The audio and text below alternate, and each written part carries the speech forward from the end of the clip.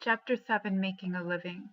In this chapter, we're going to go over each of these sections. We're going to be talking about adaptive strategies, foraging, cultivation, pastoralism, modes of production, economizing and maximization, distribution exchange, and potlatching. So let's start. The advent of food production led to an increase in the pace of cultural transformation and the formation of larger and more powerful social and political systems. So, like I said earlier this semester, with the creation, the invention of cultivation, the growing of food, the pace of cultural change sped up enormously.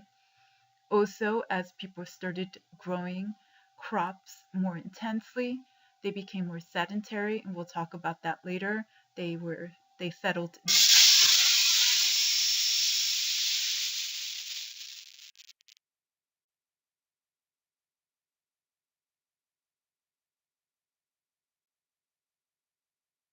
Jehudi Cohen used the term adaptive strategy to describe a group's main system of economic production. And he developed a topology of societies based on correlations between economies and social features. He argued that the most important reason for similarities between two or more unrelated societies is their possession of a similar adaptive strategy. So, for example, societies that practiced foraging as their main system of economic production, even if they were located in different parts of the world, he argued that they would be similar in terms of their political organization, gender relations, and more.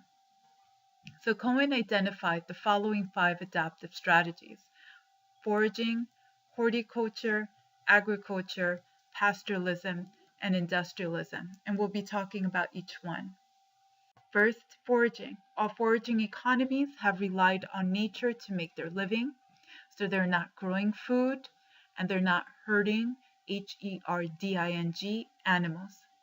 They just depend on what is out there in the environment. You see here that animal domestication and plant cultivation started about 10 to 12,000 years ago in the Middle East.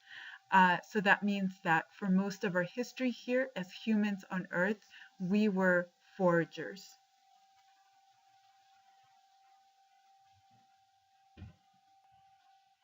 And part 2, please go to that.